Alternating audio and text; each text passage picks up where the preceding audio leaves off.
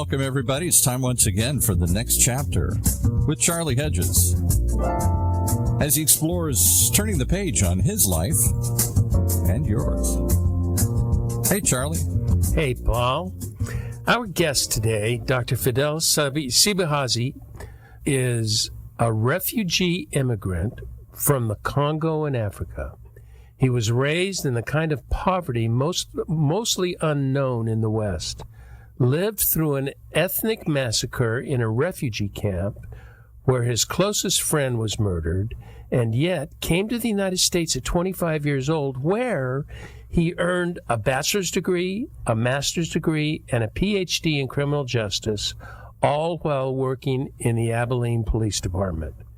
I know you're, like me, excited to find out about Fidele's story. With that, let's get Dr. Sebahizi.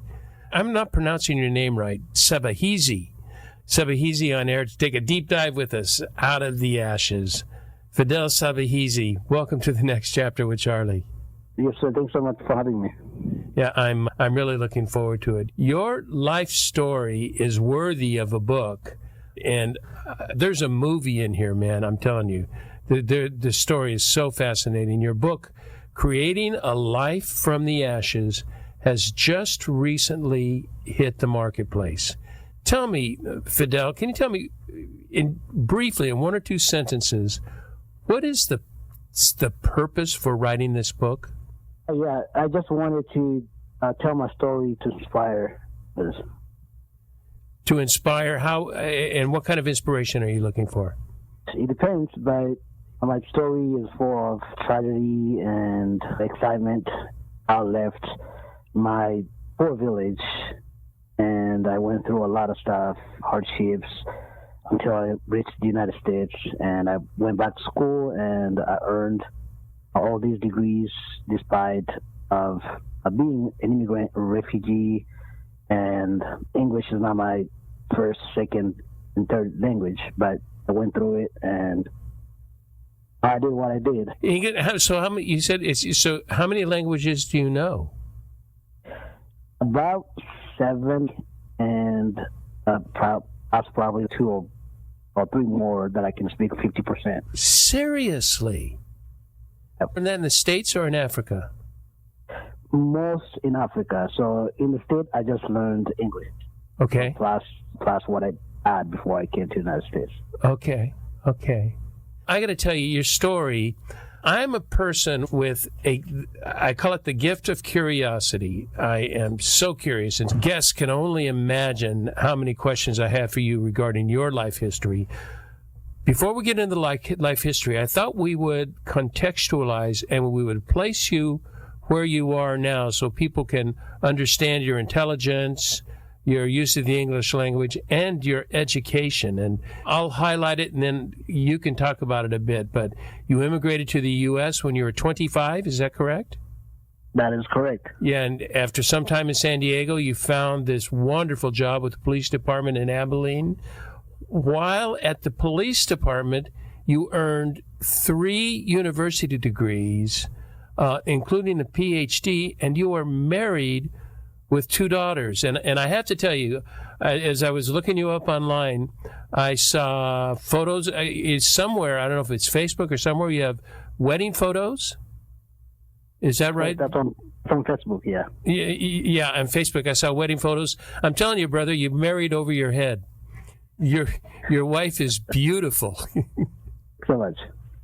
Okay, tell me, I think maybe I've covered what I wanted to cover just by me saying it, because we're going to get into that, and your love for learning, your love for degrees, and your love for helping people, and your faith. There are many things we want to do. Let's move on to your story of what I'm calling violent discrimination and village life in the Congo.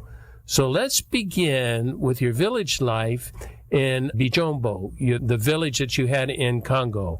So tell me a bit about your village life. I've been to villages in Africa. I've been to Uganda 15, 16, 17, 18 times, and for 2 to 3 weeks at a time. So I've spent a lot of time in villages, and I'm very familiar, but our listeners are not very familiar. Tell me about your house, and then we'll talk about life. So I was born and grew up in a small poor village called Bijombo in South Kivu province in the Democratic Republic of the Congo. So my village still does not have electricity, running water, roads. We used river water for laundry, and that's what we use for drinking water. So we relied on river water for everything, laundry, drinking, and stuff like that. So I remember going to the river when I was a small boy with my friends to fish for water. So we had to bring up some full of water. Yeah. So what we did was jerry cans, right? Yeah, jerry cans. So we had like a big container in the middle of the mountain. So we would fill that container, then went back home and told our mothers, the container is full now, you can come and carry it. So we were not able to carry that big jar or big container. Yeah, so we left it in the middle of the mountain. So until 4, and then moms come and carry the jars back to the village. So you were very young when you were doing that, right? Yes, I was like probably 3, 4, 5. 3, 4, 5, and you're fetching water. Yes. Amazing. Yeah. As I said, we didn't have any means of technology. We didn't have technology at all. No TVs, no fridge, nothing. I remember when I was telling my kids, my 2 daughters, how I grew up, how I didn't have what they have right now. They didn't believe my story. So I was like, yeah, I'm not lying to you. I'm serious. So I'm telling you the truth. I grew up in that small village until I was 13, 14, and that's when we left the village. Let me stop you here and ask you a couple questions, because I want to look into your life between your teenage life and your youth. First thing is that your father was, as we talked about, a cattleman and a farmer. Now, a cattleman doesn't mean he owned a herd of cattle. He had, 2 or 3 cattle that he took care of? Yeah, probably up to 10. Up to 10. Yeah. Now, did he own the cows or the cattle? He did. Oh, he did. So he was upper end of the village, yeah. So I'm from ethnic community called the Banyamulenge. So we are known to own a lot of cows. So oh, really? In thousands, yes. Oh, okay. And you know what I read, Fidele, is that in the Congo, in the DRC, 75% of Congolese live on less than $2 per day, making the DRC one of the poorest nations in the world. That sounds true. That's what I experienced when I was growing up. It sounds accurate. And your father, tell us about your father, who I find, as you were talking, because everybody knows I have all my listeners know we have a pre-chat before the show. And you were telling me about your father's, what else, besides a farmer and a cattleman, he was also a minister and a licensed nurse. Talk to us about that a bit, because I find that very fascinating. Yeah, so I grew up knowing my father and only nurse in the village and in the entire region until another nurse joined him. He was from the region, but he had joined the military, so he learned nursing wherever he was. And then when he came back, so he joined my dad doing the same thing, treating people different villages. But my dad was nurse in my village and surrounding villages. So he would walk miles away from my village to treat people who could not come to our village to get treatment. And a nurse, our listeners need to understand that in a village, a nurse is not like what you think when we go to hospitals or we go to a doctor's office. A nurse in a village is really the doctor of the culture. He really is the only physician in the culture. There are no doctors. He didn't have a doctor that he reported to. He was, in essence, the doctor of that community, right? He was even nicknamed Doctor, so they called him Doctor. Everybody called him Doctor. I think his medical training, I doubt that it took him probably less than a month to go through the training. So it was my goodness. Just the basics. So tell me, what was your, because I'm really interested in the village life, and tell me, what was your childhood like in the village of Mijombo? As I said, some of my activities growing up included fetching water from the river and helping my mom with, let's say, harvesting corn. I was not even close to my village. We will have to walk like probably a couple miles from the village to carry the corn from the field back to the village. Right. Again, because we didn't have roads, we didn't have vehicles. So, and in my book, I talked about how I grew up with no advanced toys that we see here in the United States. One of my toys was just like cutting tree branches in the form of cow horns, and we will use those branches to fight each other. To how cows choose to fight. Oh, yeah. Yes, that's fascinating. And you also, all your life, you loved education. Oh yes, yeah. I don't remember when it started, but I think since my birth. So it's in my DNA. Yeah. The final thing I want to talk about regarding the village, and this came from my many visits and speaking with people that were raised in small poor villages and now had jobs in the city. And my city that I worked in was Kampala, Uganda. And that nobody complained about their poverty. Instead, what we all noticed, what Americans would notice, how happy people are in a village. And it's almost like you didn't know you were poor. And there's such community solidarity. The people don't have much, but whatever they have, they share with their neighbors. It's a beautiful thing to see. Did I capture that right? Is that like you in the Congo as well, in Mijombo? Oh, yeah, that's right. So women would ask for, let's say, beans. If you didn't have beans in your house, you will go to your neighbor and ask for more. And the neighbor would do the same thing. So pretty much nobody owned anything. So people owned things like cows and stuff like that. But in another way, all the belongings in the village belong to everybody in the village. So if my dad had, say, 10 cows, so those 10 cows served their neighbors, other people as well in the village, and not just ours. It not belong to ours like primarily for the family, so it belonged to others too. We had that community of style or solidarity of sharing things that we own or in a village. Yeah, and we don't have such a thing here in the United States. Maybe around close family, but that's it. We don't share. We're so individual, and everything is so community-oriented that I saw in the nations in Africa that I visited that I think was amazing. And another thing I think people would help to know, when you say you walked a couple of miles, we're thinking like we walk from our house to the grocery store, and say my wife will do it, my wife and I will do it, and it's about a mile away, and we'll walk sometimes a mile round trip. It's a half mile one way, and it's just flat ground. You were raised, I've been near the area where you were raised, and it's very mountainous.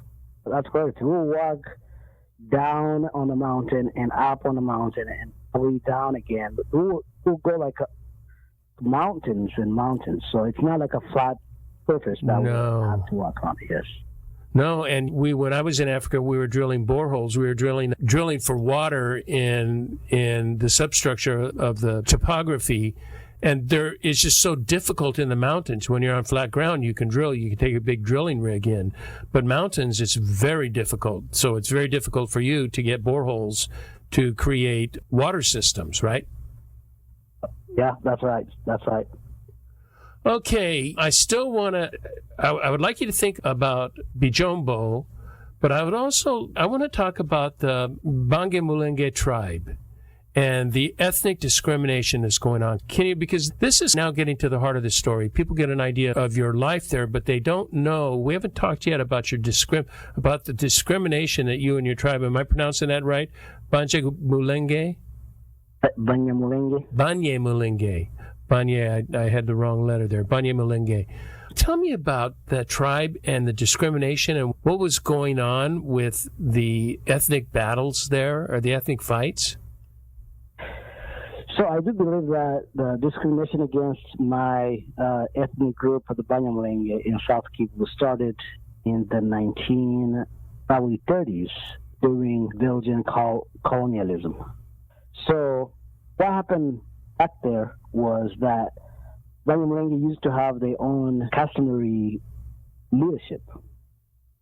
Then all of a sudden, Belgium took that away from them, making Banyamulenge more immigrant in their own country and refugees and foreigners. So that grew, that the taking away from the customary leadership that everybody has in that region, leaving the Banyamulenge with no traditional leadership. In the 1960s, there was like a rebellion, a conflict was called Mulele, or the Simba Mulele Rebellion. So it was against the Mobutu regime. At one point, it turned out to be against the Banyamulenge because the Mulele combatants, they wanted to take away the Banyamulenge cows. So the Banyamulenge they didn't want that to happen, so they had to fight for their cows. So that passed, that was over, and then so the sentiment of hating the Banyamulenge grew even harder, even stronger in nowadays. So now, even right now, when we speak right now, our villages have been ashes. Hundreds of villages have been destroyed by our neighbors. Basically, we are still going through the civil war in the country. So it's not over yet. It's not going anywhere, unfortunately. That discrimination is still happening right now. Yeah, they never do end, it seems. Once again, tell me the people who are persecuting the Banyamulenge. We live with the tribes around us. Some of them are Babembe, Bafuliru, Banyindu, especially those three because we live close to each other. And they come together in a coalition against the Banyamulenge, against only one tribe, and that is a minority in the region, that the Congolese region, or in South Kivu, or south of South Kivu. So the government is implicated or involved, but somehow it doesn't show to be involved, like fully involved. So you'll see a few leaders working or siding with the three tribes against the Banyamulenge, but the government doesn't show to be against the Banyamulenge. They play the game showing for the Banyamulenge. They don't want to show themselves to be against the Banyamulenge, the world, but they use some of the leaders to do that. They supply weaponry and resources to make war. Yes. And it's because you have so many cows? Is that the big draw or the big issue? They believe us to be strangers, believe us to be foreigners. They believe us to be, we don't belong in the Congo, even though we've been there for centuries, for 5 centuries. And that all began with colonialism. Yes, that's right. Oh my goodness. So you end up being transported to a refugee camp in Burundi. But why did you have to go to a refugee camp? What was going on in your villages that said you have to leave? So that happened in 2004. So I initially left my village in 1996 during the first Congo War. So we had to leave village because of the insecurity that was happening. So we moved into a small city called Uvira. It's actually the biggest city in that region of eastern Congo, like south of Bukavu, Bukavu being capital city of South Kivu province. So we lived there till 2003, 2004. At this time, I went to Bukavu, the capital city of the South Kivu province, to study for medical laboratory that I was studying at that time. So then conflict started between two military leaders in the region.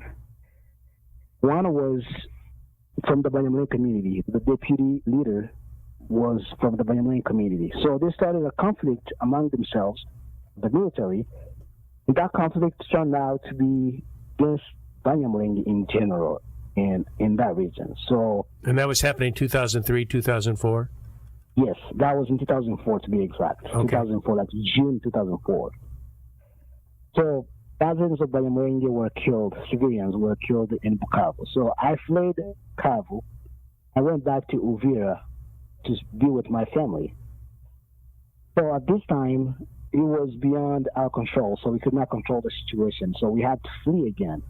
But this time from Uvira, myself and my family and other Banyamulenge families. So we left and fled into a refugee camp, a United Nations refugee camp in Burundi. So that was a choice of your father and your family to do that? Yes, we didn't have anywhere to go. Did you go with other members of the tribe, or was it just your family that did that at first? No, with other members of the tribe. So how many people went at one time, at the time you were going, how many villagers went to the refugee camp at that time? So probably over 1,000 people from my community, my ethnic group, fled into that refugee camp. And that would be several villages then, obviously. At this time, I won't say that we left the village, because we left the village in 1996. 2004, we were living in a city. Oh, okay. Okay. With others, together with others, yes. In your community? Yes. Yeah.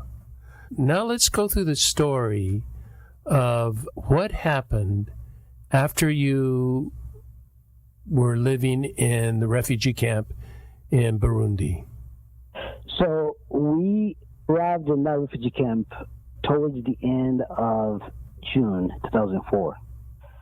So we stayed there until August 15th, 2004, where we were attacked by several armed groups from the region. So a refugee camp was divided in two groups, so two sections. One section housed the Banyamulenge refugees, or the Congolese refugees. The other section belonged to Burundian refugees who were returning home from other refugee camps in the region, like Tanzania, Uganda, Congo, stuff like that. So they were returning home. So they divided us. They put us in two different sections of the refugee camp. Okay, let me ask here. So there's half the group is Burundi, and the other half is Congolese, but primarily Banyamulenge? That's correct. And there was about, as you told me before, there's about 2,000 Banyamulenge there at that time? Yes, about 2,000. So I don't have the number, but we're over 1,000. Yeah. Okay, so go on with your story. On August 15th, 2004, 2 months later, we were attacked. Armed groups did not attack the other half of the refugee camp. They just targeted our section, a section that housed Congolese refugees or the Banyamulenge refugees, killing 166 refugees and wounding over 200. So 166 people were killed and 200 were wounded. Yes. So burning the whole camp, the whole section, the Banyamulenge section, not the Burundian section. So the Burundian section was not passed. They went through the Burundi section to get to. They passed it. Yes, they passed it. They passed it. Yes. Now, who were the attackers? So, about 2 days after the attack, there was a Burundian group called FNL. Called what? FNL. FNL. Okay. So, they said they were responsible for the attack. They attacked it, so they claimed the responsibility. But they said that the reason why they did it, they said they tried to attack Burundian military camp that was nearby. Then we, Banyamulenge, resisted or stopped them from attacking the military camp. Mm-hmm. But that was the reason they provided. Yeah, and that was the official record. This was recorded because it was like broadcast by international radio. It's not something that they told somebody. It was public. It was on the radio.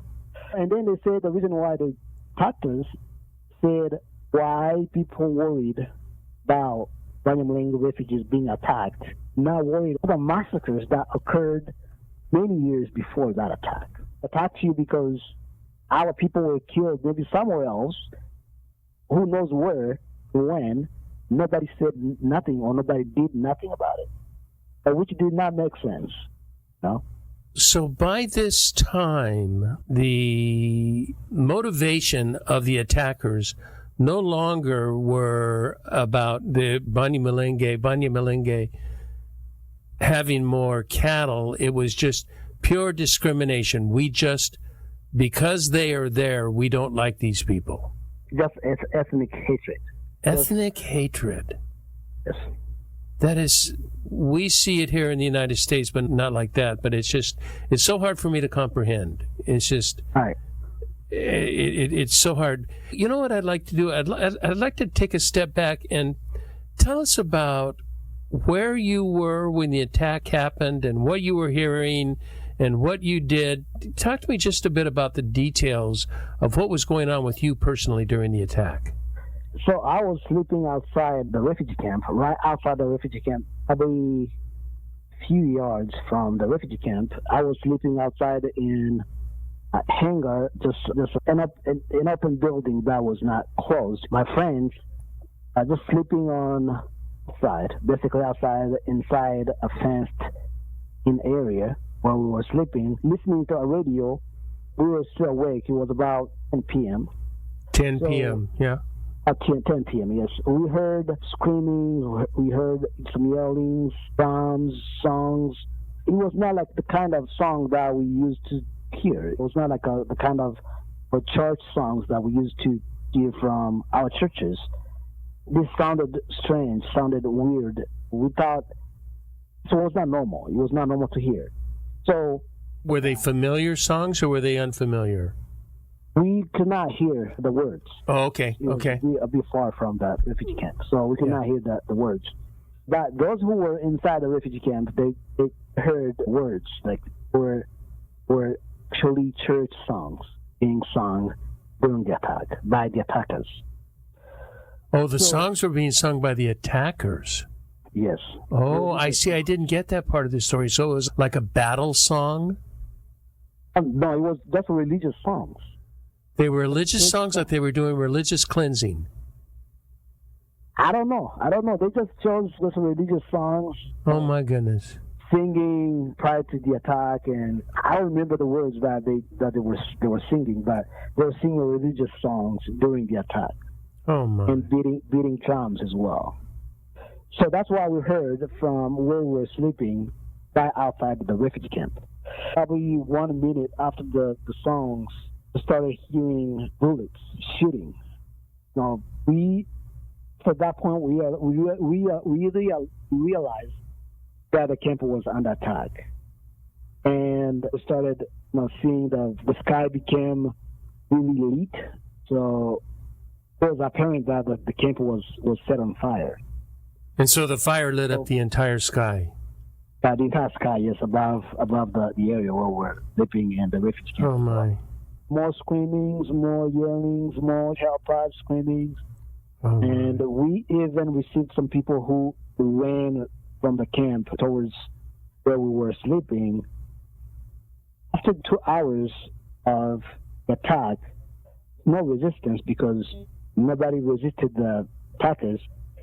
So we heard soldiers, Burundian soldiers, marching from center the camp. So we went after them, right after them. And because they were supposedly safe. what was that? They were safe, the Burundian soldiers? Yeah, they were not fighting. They were just marching into the camp, going to see what was happening or after the fact. Oh, so the attackers had already left? Yes. Okay. It was after the fact. So no attackers was still in a refugee camp. So they had been gone already. We left after the attackers, after the Burundian soldiers going into the refugee camp. So we were not surprised, but shocked to see bodies, like those who attempted to run away from the attackers and they were killed while they were trying to flee. So we started seeing bodies of ours, people that we knew, people that we talked to probably 2 hours, 3 hours before the attack. And those were still burning, like bodies were still on fire, burning. The camp was not burnt yet, so it was still burning. So the tents were still burning, and everything that was inside the tents was still burning. So we started recovering some wounded that were scattered around the camp. We started putting them on the bus to the capital of Burundi for treatment. Oh my! I'm not even sure how to ask this question, but what kind of feelings are going on inside when that's happening? Is it fear, or do you feel like you want to do something to help people, or do you feel like you want to hide? What kinds of emotions are going on at that time? It was just a shock in my body. I was like, what is this? How am I going to do? What am I going to do? How am I going to handle this? Helping the wounded that were scattered inside the camp, outside the camp, trying to flee as well, trying to go to. We use the light. Actually, we use the burning camp.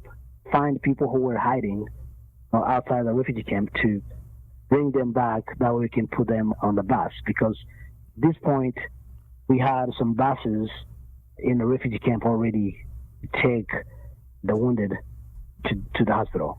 After this happens, what becomes of the people? What becomes of the Banyamulenge people at that time? Where do you go? You have no more camp. You have no more homes. You have no place to go. What happens at that point?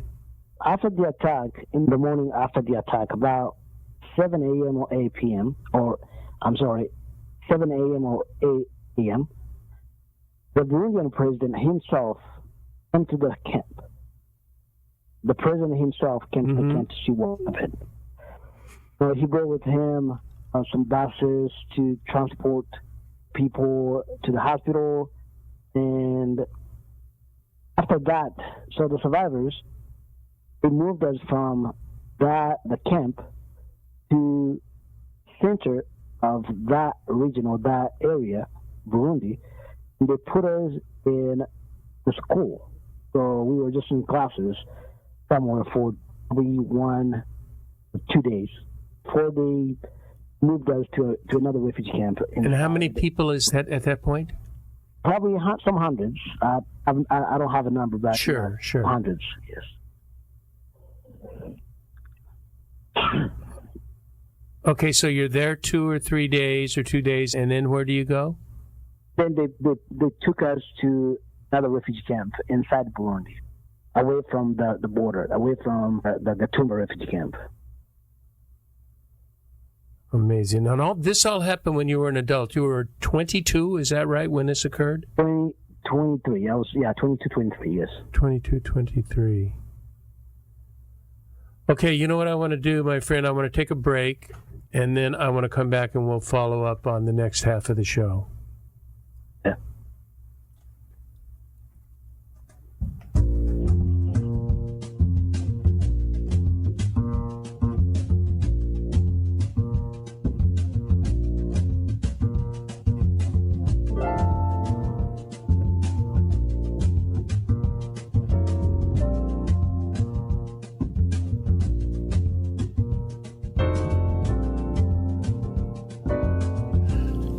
You are listening to The Next Chapter with Charlie Hedges, and I am speaking with my very special guest today, Dr. Fidele Sebahizi.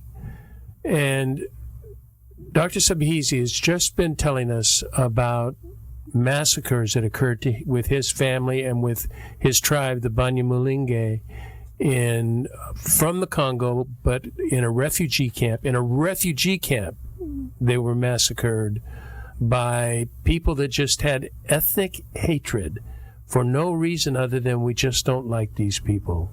So my question, among my questions, are how did you feel? How at that time, what were your feelings about the attackers? Were you wondering why? Is this norm? Did you view this as this is normal behavior or expected behavior? Or is this something that is a total shock to you that no one's ever gone to this extreme? Yeah, so unfortunately, even though I was used to that violence, back home in the Congo, we went through a lot of violence. But that was too much.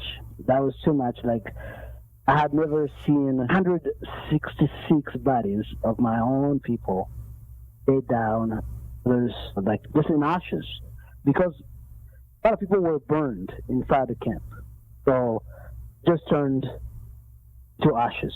So you could see where someone was sleeping, when someone was laying, like a position of someone laying, sleeping. So that was inhuman. That was terrible. That was just too much of violence. Yeah.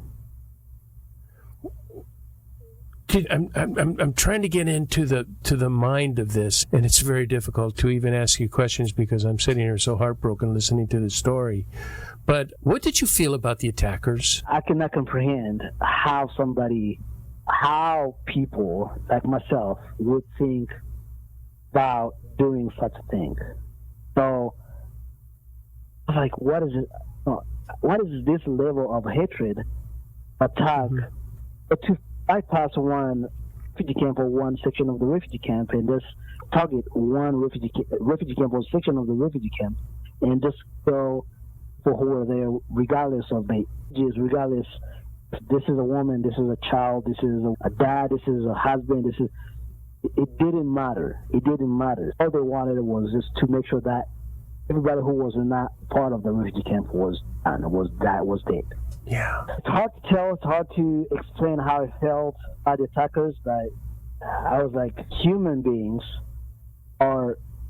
they can be rude even more than, I don't know, they can be as, I don't have to say this, but it's beyond my way of explaining it. Yeah. I understand. I was just shocked. So you were raised and you remain a very strong man of Christian faith. Were the attackers also Christian? I don't know, because they attacked us and then left, so you have no idea. Yeah. So I don't know if they were Christians themselves. I think they were, maybe or maybe not. But what did that cause you to think, or what was going through your heart when you're thinking, where is God on all this? That must be a tremendous challenge for you. Yes, but I did not question. I remember questioning God. Why God is God, and doesn't matter what happens to us. God remains God, and He doesn't change. He doesn't move. He's God, regardless of what we go through. So I cried like a baby, but sure. At the same time, I was like, yeah, even right now as we speak right now, when we remember our people perished that night, we still question, where was God? What was God doing? How was God watching us perishing in His eyes? Right. So at the same time, I believe that everything happens with probably God's approval somehow. It's hard to understand why God let things happen the way they happen, because we won't have answers. Have all answers. I still trusted God, and I still trust God in Him. I still trust Him right now. Yes. Of course. Yeah, I get that. You know what I want to do? Let's wrap up. I have a final question, but I want to wrap up on the good life you have right now. And so you were able to immigrate to the United States. You lived in San Diego for a couple of years, and then for whatever years, and you wanted to move to where it was less expensive. So your brother was in Abilene. Is that right? Your brother or sister? My brother. Your brother was in Abilene. Tell me about what kind of hope did you have moving to Abilene? Did you ever envision yourself as a police officer and a PhD? Was that part of your dream, or how did that occur? Yeah, so when I moved to Abilene in 2015 from San Diego, California, I did not have a dream of becoming a police officer, but I had a dream of becoming PhD holder one day. Really? So the love of education, my love of education never left me since childhood. So I kept that momentum even when I moved from San Diego to California. From San Diego to Abilene. So I was still dreaming of becoming somebody like a PhD holder, the doctor, stuff like that. But I was not thinking about becoming a police officer until I joined the Texas Department of Criminal Justice as correctional officer or prison guard. 2016. You were a prison guard? Yes, in 2015. So 2015, 2017. Even from like August or September of 2015, that's when I became a correctional officer. That's when I had the dream of becoming a police officer when I was working in a prison. Okay, and now you continue to be a police officer today, right?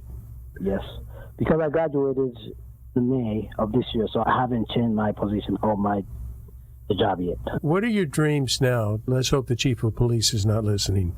What are your dreams now? Actually, that is not part of my dream. So my biggest dream is to go back one day, go back home and make my country a safe place for others to live. So that's my biggest dream. But I have small dreams here and there in the United States. I've been exploring a lot of avenues, what I need to do after getting my PhD degree or why not. So still exploring. That is amazing. I'm definitely going to get your book, and I want to read your memoirs about this because I'm so fascinated.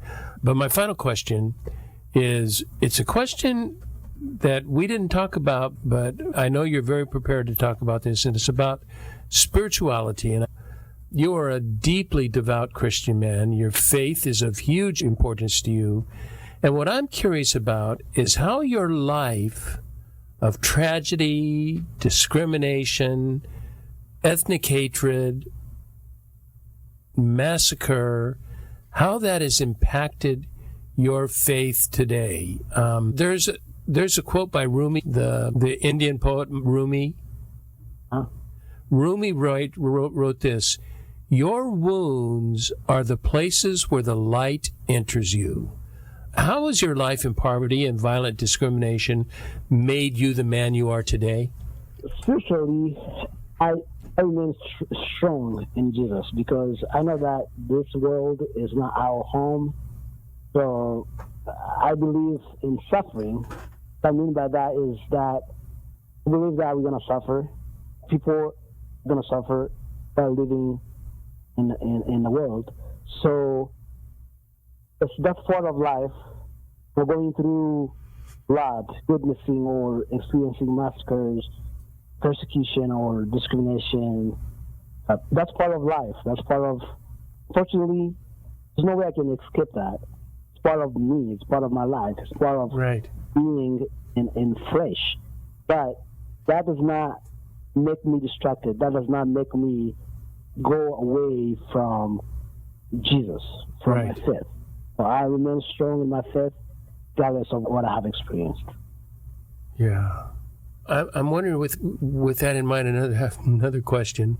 I'm wondering, with all that we are experiencing in the United States right now, with our divisiveness and right down the middle, one side hating another, how does that strike you as someone who has seen hate on such a different global level than we have seen in the United States? How do you compare the two? What comes to your mind? Personally, I've experienced that. So I have experienced discrimination in the United States, but I can't compare it with the kind of discrimination that I experienced back home in Congo, because so in the Congo, you're discriminated against by my neighbors telling me or accusing me of not belonging to the country or the Congo, accusing me of being foreigner. That is one kind of discrimination.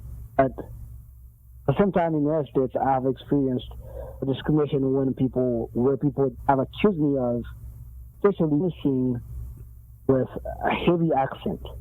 Police officers in general in the United States experience hardships enforcing laws because it's a tough job. But adding that to being a foreigner, an immigrant, it's a heavy accent. So I've experienced another type of discrimination that people have told me to go back to Africa. Who brought you here? Why are you here? Like that. But that is nothing compared to kind of discrimination that I faced or I experienced in my own country. So here, I understand that I'm an immigrant. I'm a refugee. I didn't come here because I wanted to. So I came here because of the massacre that I went through. When somebody tells me back to Africa, I don't feel offended or as offended as when somebody tells me don't belong in your country. Yeah. So my point. So there's a similarity almost in that you're a foreigner in your own country and you're a foreigner here in the United States to some people. Yes. Brother, not all of us think that way. And I want you to know that there's a whole group of people in the United States, a whole bunch of majority of the United States that feel for you, love you, and want you in the United States. And I so admire you for wanting to go back to Congo. Is your wife Congolese? She's Congolese. She's with the Minority community as well. Oh, is she? Is she? Okay, so does she want to go back to Congo? Yeah, she wants to go back to Congo. So it's our home, so we can't afford to move away from it. That's so heartwarming to hear. So you know what I'm going to do? Usually I have a nice close, a nice wrap up for the show. You know what I'd like to do is I would like could you give us all, me and Paul, producer Paul, and all our listeners, could you give us a message of hope in a time that we're facing in the United States? We think it's one of the worst times we've ever faced in our history. Can you give us a message of hope from someone who's actually experienced physical tragedy? Yes, sir. I've told jokingly my coworkers that I think that most Americans are just spoiled. I hate to say that, but the reason why I say that, the reason why I joke, it's not a joke, it's true. I use that joke. It's because when I think about what I went through and what my people still go through in my country, it's like I wish Americans could travel outside the United States to just learn how other people live, what other people experience outside the United States, and then come back and compare what we have in the United States. No, there's no way to compare what is going on in the United States and what is going on in the Congo. There's no way to compare that. Yeah. You are a model for us of hope, and that no matter what tragedy we are experiencing right now, there is hope for a better future, hope for a better life. And then to come out of that, to emerge from that, is like a phoenix coming out from the ashes, coming out to offer hope to people in the DRC, in the Congo. You're such an impressive man. Thank you, Dr. Fidele Sebahizi, for coming on the show today. So thanks so much for having me again. It's such a delight. I will put in our show notes a link to your book at Amazon, Creating a Life from the Ashes. And I encourage everybody to not only take a peek at it, but grab a copy of it, because the story, we just barely touched on it today. And please do that. With that, I want to thank y'all for tuning in to the next chapter with Charlie. And until next, this is Charlie Hedges signing off. Bye for now.